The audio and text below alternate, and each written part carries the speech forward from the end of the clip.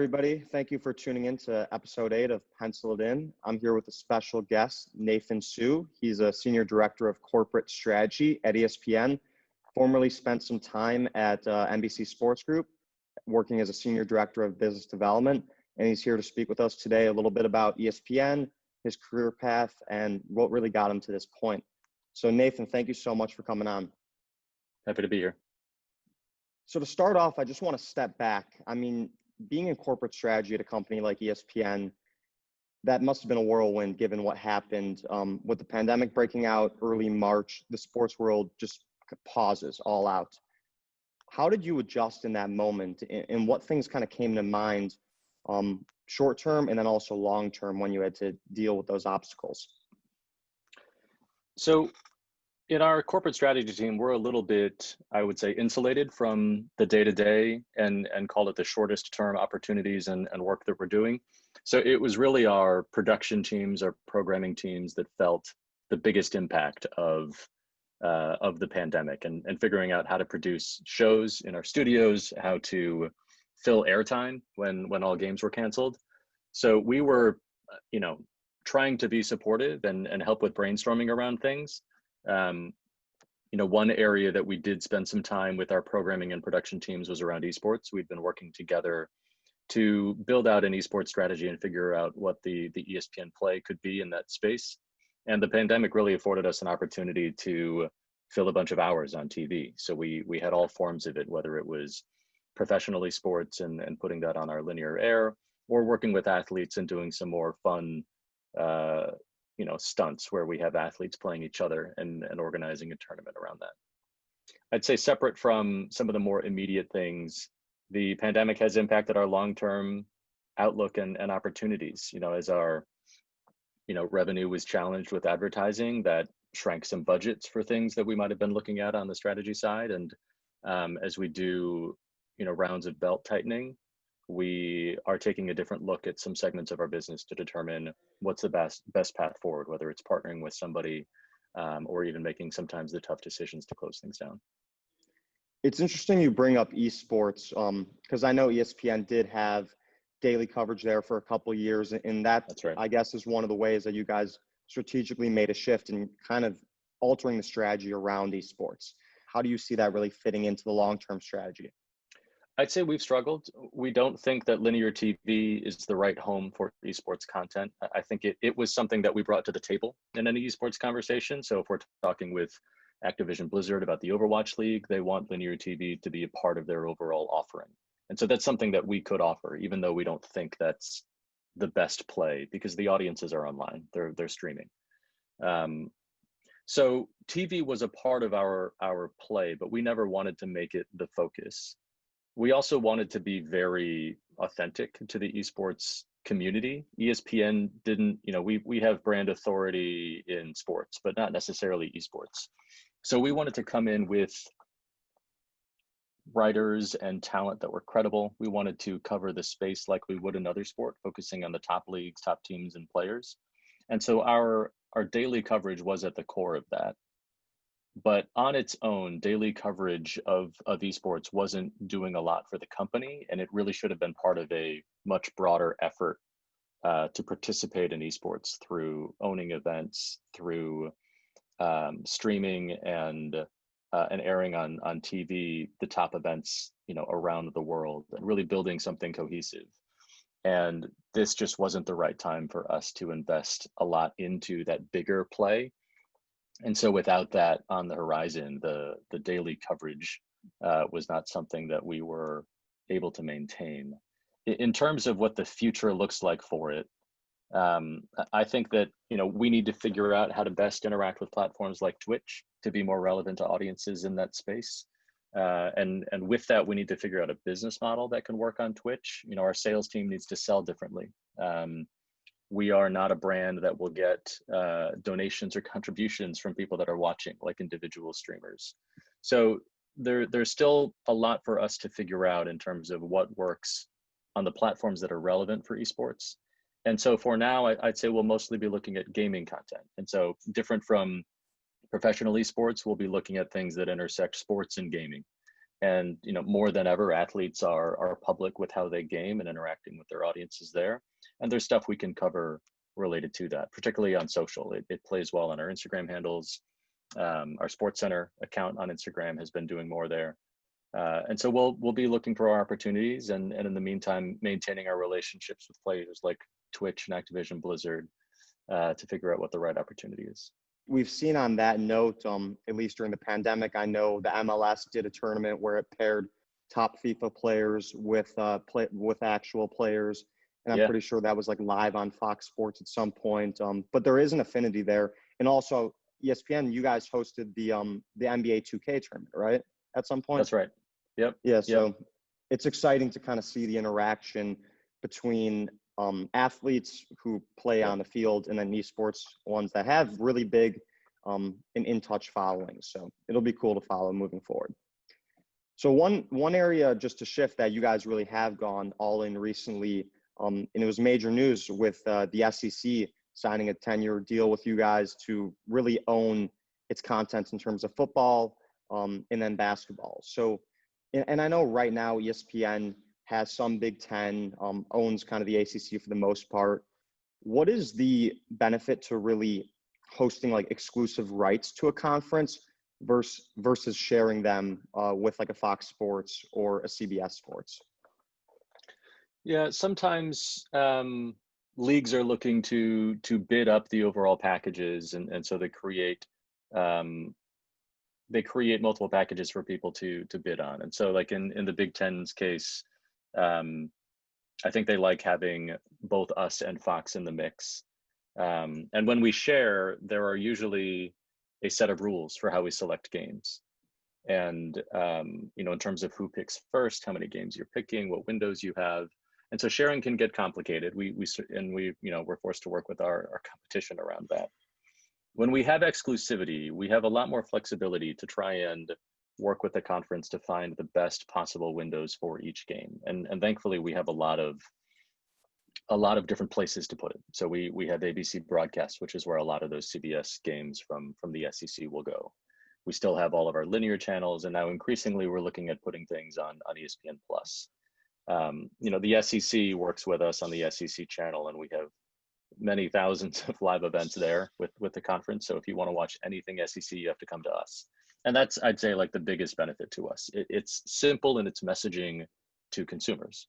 If you are an SEC fan and you want to watch SEC sports, you come to ESPN, we'll have it for you.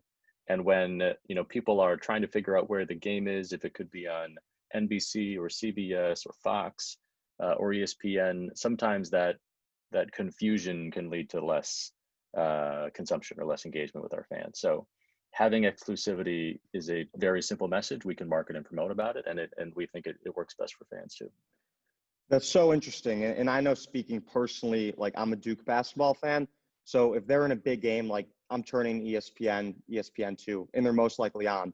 But I could see a situation where a less avid fan, just a casual viewer, might flip on Fox Sports looking for Duke. And if it's not on there, they may not tune into the game. So kind of knowing that you're going to have the property in full, I'm sure it funnels a lot of people in.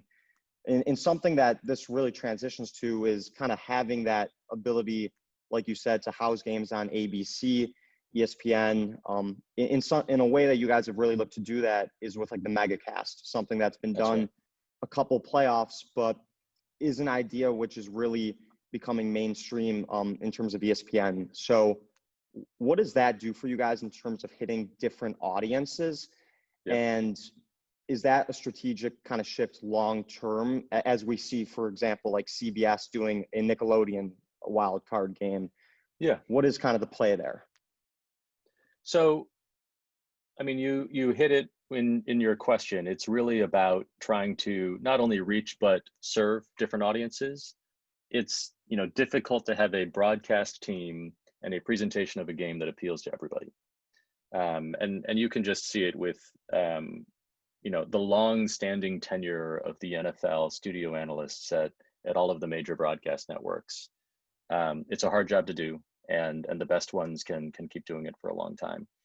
I think we've separately found that, particularly as you look to younger audiences, or as you move outside of the most hardcore fan and to different versions of casual fans, they're interested in the game for different reasons. And so if you have commentators that can really impact your enjoyment of the game, and they are more like you as a viewer, or they're covering things that you were interested in as a viewer, we think that there are all these different stories to tell and all these different ways to cover a game. And we can best do that by offering something like a megacast.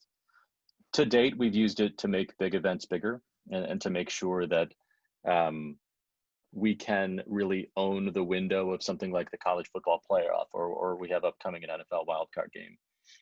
We've done it for things like the NFL draft, and we've gotten a great response from people with how we've tailored our broadcast to target different audiences.